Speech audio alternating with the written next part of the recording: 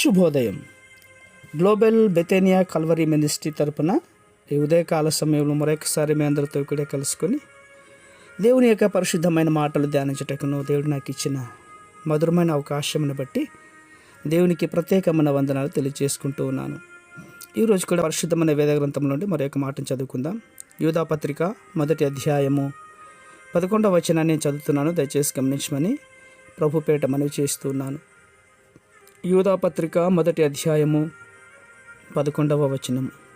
అయ్యో వారికి శ్రమ, వారు కైను నడిచిన మార్గము నడిచిరి, బహుమానము పొందవలనని బిలాము నడిచిన తప్పు త్రోవలో త్రుతుగా నరుగెత్తిరి, కొరాహు చేసినట్టు తిరస్కారం చేసి నశించిరి.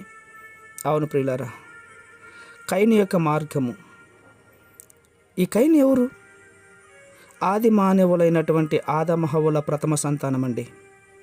అతను నచ్చినటువంటి మార్గం ఏంటి అంటే తన సొంత సహోదరుని ద్వేషించిన మార్గము, కోపానికి, పగకి, హత్యకు దారితీసినటువంటి మార్గం అది. యెహోవా హేబేలును అతని అర్పణ లక్ష్యపెట్టును, కైనును అతని అర్పణను లక్ష్యపెట్టలేదు. కాబట్టి కైనుకు మిక్కిలి కోపం వచ్చి అతని ముఖం చిన్నబుచ్చుకొను అని ఆదికాండం 4:4 చెప్పబడుతోంది.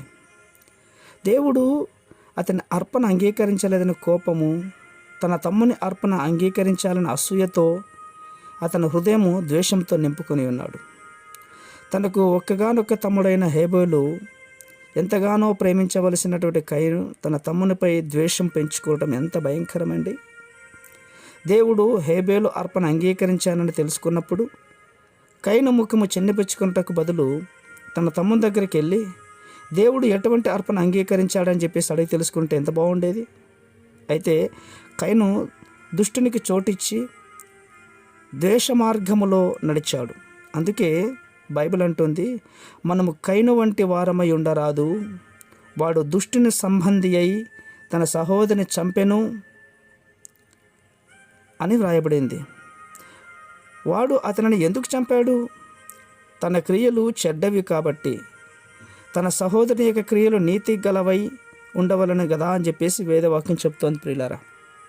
అవును, చెడు కార్యము చేయరాదని దేవుని వాక్యం చాలా స్పష్టంగా మాట్లాడుతుంది. అట్లా చెడు కార్యం చేసేవాడు దుష్టుని యొక్క సంబంధి కనుక నీతిని ద్వేషిస్తాడు. ఆ తీర్పు ఇదే ప్రియులారా. వెలుగు లోకంలోనికి వచ్చింది, కానీ తన క్రియలు చెడ్డవైనందున మనుషులు వెలుగును ప్రేమించలేక చీకటినే ప్రేమించి ఉన్నారు అని చెప్తోంది. మరి ఈరోజు ఏ విధమైనటువంటి జీవితాన్ని నువ్వు జీవిస్తున్నావు? దేవుడిచ్చినటువంటి యొక్క జన్మమును, క్రీస్తు జన్మించినటువంటి నక్షత్రాన్ని ప్రకటించాల్సిన నీవు వెలుగుమయముగా ఉండాలే కానీ చీకటి సంబంధి అయి ఉండకూడదు. ఒక్కసారి అర్థం చేసుకోమని ప్రయత్నం చేస్తున్నాను. ఎవరైనా క్రీస్తు యందు ఉన్నట్లయితే వారు నూతన సృష్టి. ఆ నూతన సృష్టి నశించిపోతున్న అనేకమైన ఆత్మలను క్రీస్తు వైపు నడిపించేవారుగా ఉండాలి.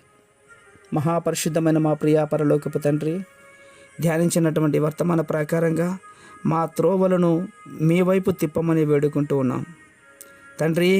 కైను నడిచిన మార్గంలో కాకుండా మీరు చూపించే మా చక్కటి మార్గంలో సహాయం చేయండి. ఈ మాటలు వింటున్న ప్రతి వారు కూడా ప్రభువా మీ మీద ఆధారపడి జీవించినట్లుగా సహాయం చేస్తున్నందుకే స్తోత్రాలు అర్పించుకుంటూ చిన్న ప్రార్థనను మా రక్షకుడిని యేసయ్య బట్టి అడిగి వేడుకొని పొందుతున్నాం మా తండ్రి. Amen, amen, amen.